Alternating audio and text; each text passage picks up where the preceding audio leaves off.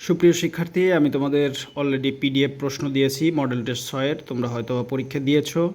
যারা পরীক্ষা দিয়েছো তাদের শুভকামনা, যারা দেওনি তারা দ্রুত দিয়ে ফেলো এবং কে কত পেলে আমাকে অবশ্যই জানাতে ভুলো না। তা আমাদের মডেল টেস্ট 6-এর প্রথম কোশ্চেন ছিল, বেঙ্গল ফ্যান ভূমিরূপটি কোথায় অবস্থিত? বঙ্গোপসাগরে। তারপরে প্রশ্নটি ছিল, ইউডিএমসি এর পূর্ণরূপ হলো কি? Union disaster management committee. তারপরে 2015 সালের প্যারিস চুক্তির সাথে সম্পর্কিত বিষয়বস্তু হলো জলবায়ু পরিবর্তন হ্রাস। বঙ্গবন্ধু দ্বীপ কোথায় অবস্থিত? সুন্দরবনের দক্ষিণে। ঐতিহাসিক 6 দফা দাবিতে যে বিষয়টি অন্তর্ভুক্ত ছিল না, বিচার ব্যবস্থা সম্পর্কে কথা ছিল না।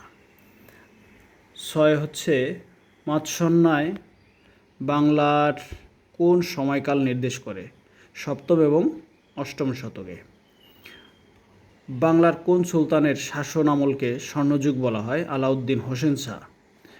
8 নম্বরে হচ্ছে ঢাকা বিশ্ববিদ্যালয় প্রতিষ্ঠায় কে অগ্রণী ভূমিকা পালন করেন? নওয়াব স্যার সলিমুল্লাহ। 9 নম্বরে হচ্ছে ভাষা আন্দোলনের প্রথম আন্দোলনের সময় পাকিস্তানের প্রধানমন্ত্রী কে ছিলেন? খাজা নাজিমুদ্দিন। এটাও রিপিটেড কোশ্চেন। তারপরে আলুটিলা প্রাকৃতিক গুহা কোথায় অবস্থিত? খাগড়াছড়ি জেলায়।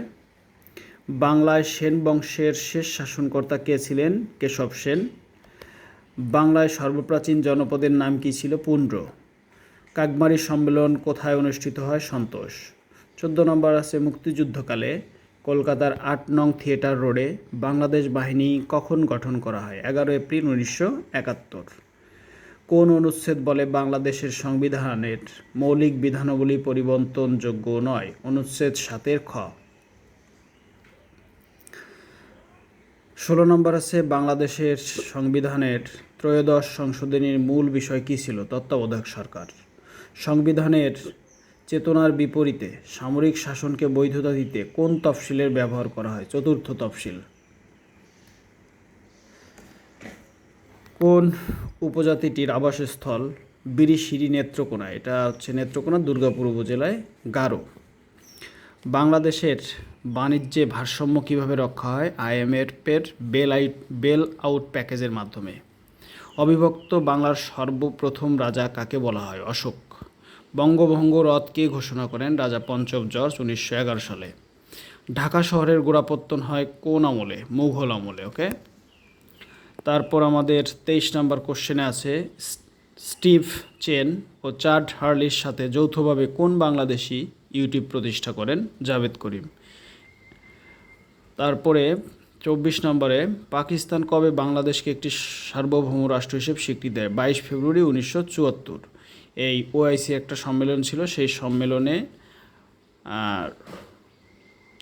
OICর মাধ্যমে বেসিক্যালি পাকিস্তানকে চাপ সৃষ্টি করা হয়। কে বীরশ্রেষ্ঠ নন?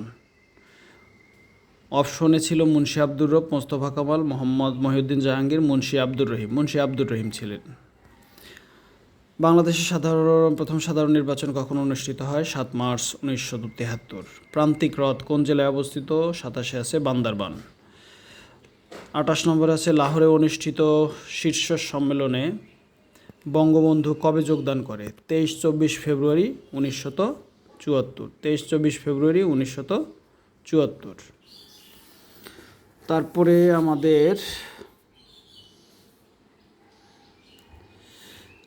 তারপরে কোশ্চেন ছিল, বাংলাদেশের